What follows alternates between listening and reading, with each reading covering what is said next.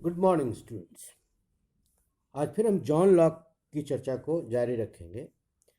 हमने John Locke के अनुबंध के सिद्धांत की चर्चा की थी, जिसमें जॉन लॉक उन परिस्थितियों की चर्चा करता है जिन परिस्थितियों से गुजर करके, जिन परिस्थितियों के तहत लोगों को अपने प्राकृतिक अवस्था को त्याग करके अनुबंध करना होता है। अनुबंध करने के बाद वह एक राजनीतिक जीवन प्रारंभ करता है या राज्य की स्थापना हो जाती है। हम आज राज्य के संबंध में जो जॉन लॉक के सिद्धांत हैं, जो विचार हैं, उसको प्रकट करेंगे, उस पर चर्चा करेंगे कि वो राज्य के बारे में क्या सोचता है।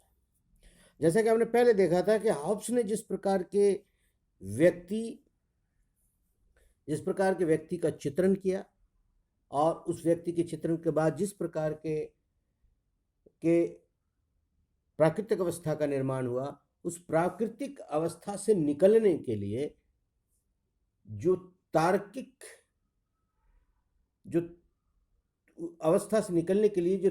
संस्था हो सकती थी, वह एब्सोल्यूटिज्म ही था, निरंकुश तंत्र ही था।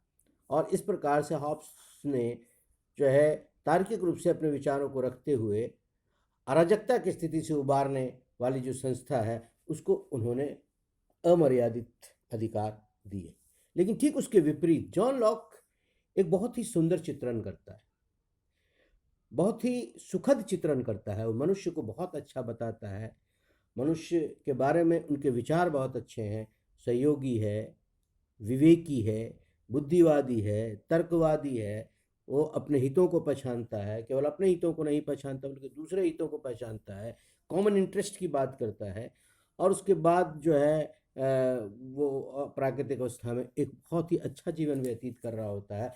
परंतु कुछ समस्याएं आती है, और वो समस्याएं मुख्य रूप से उन्होंने बताई कि लॉ ऑफ नेचर है ना, प्राकृतिक कानून से संबंधित है। और उस कानून के संबंध में समस्या आने के कारण वह इस परिस्थिति से उबरने के लिए एक अनुबंध करता है, और उसी के संदर्भ में वो राज्य के साथ एक अनुबंध करता है और राज्य का निर्माण करता है, और वो राज्य की अधीनता को स्वीकार करता है। परंतु जिस प्रकार का उन्होंने चित्रण किया व्यक्ति का और जिस प्रकार की प्राकृतिक अवस्था थी, उसमें बहुत समस्याएं नहीं थी। इसलिए राज्य के साथ जो है वो जो अनुबंध करता है, तो यहाँ पर एक डिफरेंस और है कि यहाँ पर राज्य जो है वो अनुबंध का हिस्सा है, अनुबंध का पार्टी है। वह कुछ चीज़ें, कुछ अधिकार स्वीकार कर रहा है, तो उसके साथ साथ कुछ कर्तव्य को भी स्वीकारना पड़ रहा है। ठीक उसी प्रकार से दूसरी ओर नागरिक कुछ अधिकार पर जो है वो त्याग रहे हैं, तो बदले में कुछ जो है दायित्व जो है वो राज्य से चाह भी रहा है। तो इस तरह से जो जो भिन्नता है, इस संदर्भ में जो राज्य भर करके सामने आता है जॉन लॉक का, उसको हम कह सकते हैं कि यह उदारवादी प्रजातांत्रिक राज्य है। तो इसकी क्या विशेषता है, किस प्रकार के राज्य की बात करें? जैसे पहले राज्य का निर्माण, लॉक कहता है राज्य का निर्माण तीन प्रकार की संस्थाओं से मिलकर के हुआ है। क्योंकि कहता क्या है, राज्य की आवश्यकता क्यों पड़ी, या हमें उस स्थिति से निकलने के लिए क्या आवश्यकता पड़ी, क्या कारण थे, क्या समस्याएं थी, तो तीन प्रकार की समस्या को आइडेंटिफाई करता है। कोई सेंट्रलाइज्ड अथॉरिटी नहीं है जो कानून का निर्माण कर सके, कोई इन्फोर्सिंग एजेंसी नहीं है, कोई शक्ति का केंद्र नहीं है जो अपनी शक्ति के द्वारा जो है उस कानून को लागू कर सके, और जो है जो उस कानून का उल्लंघन करता है उसको दंडित कर सके। कोई शक्ति का अभाव है जो व्यक्ति के हितों और समाज के हितों की रक्षा कर सके, बाह्य आक्रमणों से राज्य की रक्षा कर सके, या बाह्य आक्रमणों से समाज के सदस्यों की रक्षा करे, समाज की रक्षा कर सके। ऐसी परिस्थिति में राज्य की आवश्यकता ही पड़ी थी कि राज्य प्राकृतिक अवस्था में तीन संस्थाओं की कमी थी, जिसको उन्होंने आइडेंटिफाई किया: विधायी, कार्यकारी और संघीय। इन तीन प्रकार के जो है संस्थाओं की कमी थी, और राज्य का जब निर्माण किया गया, जो अनुबंध किया गया राज्य के लिए, तो राज्य को एक तीन संस्थाओं को निर्मित करने का अधिकार सौंपा गया। तो राज्य जो है is constituted of three important institutions: legislature, executive and federative agencies. ये तीन प्रकार की, लेकिन इन तीनों के मध्य जो है वो एक संबंध को भी व्यक्त करता है, और कहता है इसमें सबसे महत्वपूर्ण जो संस्था है वो है विधायी संस्था। जो कानून बनाती है, दरअसल वही है जो ये बताती है कि कौन से कानून होने चाहिए, कौन से कानून हितकर है, कौन से कानून व्यक्ति के हितों के लिए हैं, समाज के हितों के लिए है। तो विधायी जो है वो ओरिजिनेट करता है, नियमों को का निर्माण करता है, नए नए नियम का सर्जन करता है, करेगा। कार्यकारी जो है वो केवल और केवल उसको उसको उसको लागू करने का काम करता है। तो यहाँ पर if relationship between executive and legislature is discussed, then here the primacy is given to legislature over executive। तो विधायी जो शक्तियां हैं उसको वरीयता दी गई है। और यही वजह है कि जॉन लॉक को संसदीय व्यवस्था, जॉन लॉक के विचार में संसदीय व्यवस्था के दर्शन दिखाई देते, क्योंकि संसदीय व्यवस्था में संसद जिसके पास नियम निर्माण के अधिकार है, इस नियम निर्माण के अधिकार वाली संस्था को केंद्र में रखा गया, और जो है कार्यकारी और न्यायिक या अन्य प्रकार की जो संस्थाएं हैं वो इसके इर्द गिर्द घूमती हुई दिखाई देती। जो प्राइमरी संस्था मानी गई वो थी संसद, जिसका दायित्व, मूल दायित्व है कानून का निर्माण करना, कानून का सृजन करना। तो राज्य के निर्माण जो है, राज्य के संबंध में पहली जो टिप्पणी है, पहला जो विचार है कि राज्य 3 प्रकार की संस्थाओं से मिलकर के बना है, विधायी, कार्यकारी और संघीय। परंतु यदि तीनों के मध्य संबंध को देखेंगे तो विधायी जो है संस्था वो अन्य संस्थाओं से उच्चतर है, श्रेष्ठतर है। दूसरी बात लॉक कहता है कि राज्य जो है वो किस उद्देश्य के लिए बना है, इसके आधार पर राज्य का वर्गीकरण करता है और राज्य को 3 भागों में बांटता है। ठीक उसी प्रकार के मापदंडों का इस्तेमाल करता है जैसा कि प्राचीन काल में अरस्तु ने किया था। राज्य के वर्गीकरण में उन्हीं 2 मापदंडों का इस्तेमाल करता है जो अरिस्टोटल ने किया था कि राज्य का उद्देश्य क्या है और राज्य में शासन करने वाले लोगों की संख्या क्या है। एक व्यक्ति का जहाँ शासन है वह राजतंत्र है, जहाँ कुछ लोगों का है वो कुलीन तंत्र है, और जहाँ बहुमत का है, बहुसंख्यक का है, वो प्रजातंत्र है।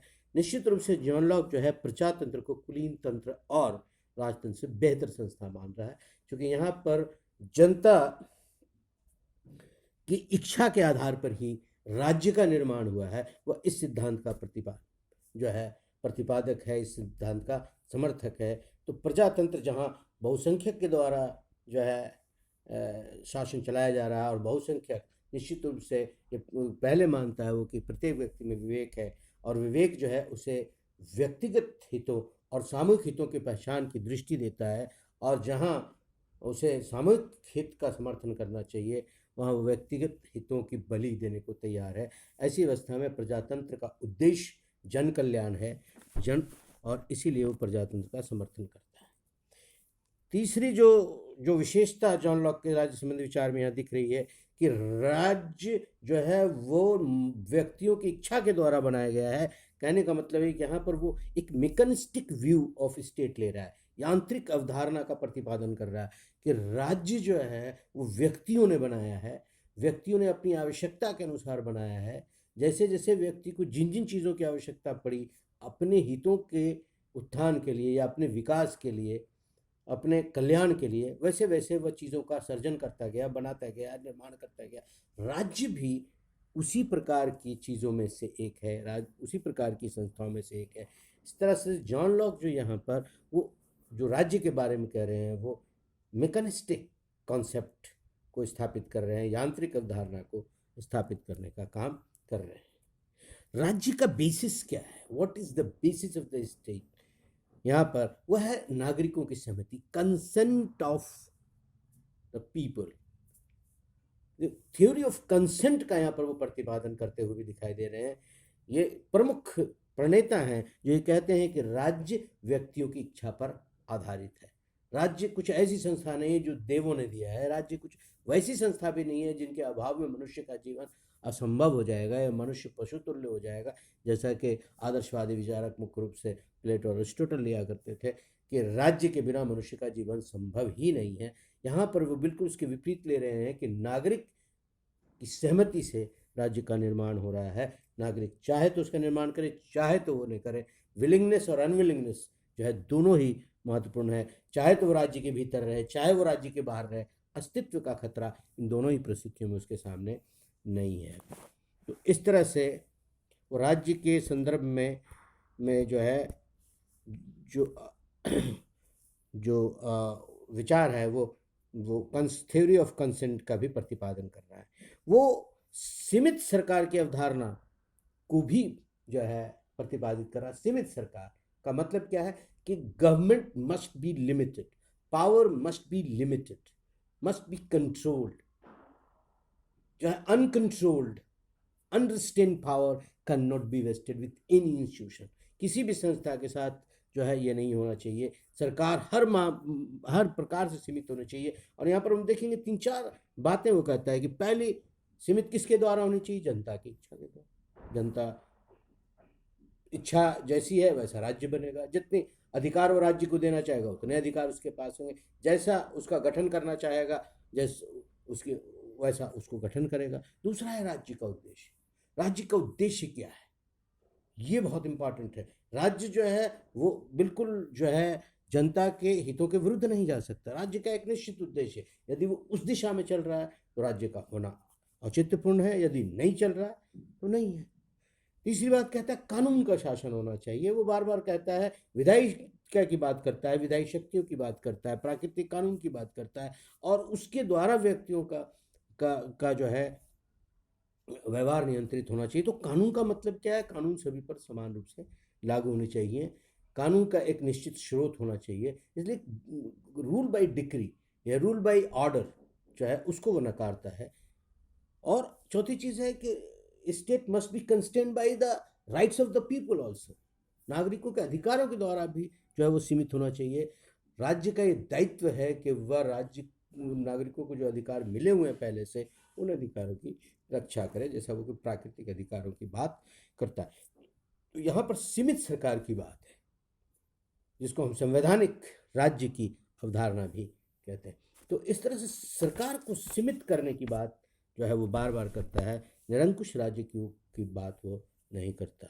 वो नकारात्मक राज्य की अवधारणा को भी प्रस्तुत करता हुआ दिखाई देता है। वो केवल और केवल राज्य को 3 प्रकार के अधिकार देना चाहता है, क्योंकि 3 कमियों के कारण ही लोगों को प्राकृतिक अवस्था में समस्या थी, वरना वहाँ का जीवन बहुत ही सुखद था, बहुत ही अच्छा था, सहयोगपूर्ण था, किसी प्रकार की कोई समस्या नहीं थी। राज्य जैसी संस्था के निर्माण की भी कोई आवश्यकता नहीं थी, क्योंकि राज्य हमेशा शक्तियों का केंद्र होता है, शक्तियों का पुंज होता है, और नागरिक के अधिकारों के विपरीत चला जाता है। इसलिए यहाँ पर जॉन लॉक केवल वही 3 अधिकार देना चाहता है जो नागरिकों ने त्यागे हैं। और वो 3 अधिकार क्या है? कानून का निर्माण करना, कानून को लागू करना, और जो है बाह्य आक्रमणों से रक्षा करना, आंतरिक शांति बनाए रखना। ये minimum work of the state है। और इसीलिए इसको नकारात्मक या पुलिस स्टेट की अवधारणा भी कहते हैं, जहाँ केवल नागरिकों के जीवन को की सुरक्षा को सुनिश्चित किया जाए।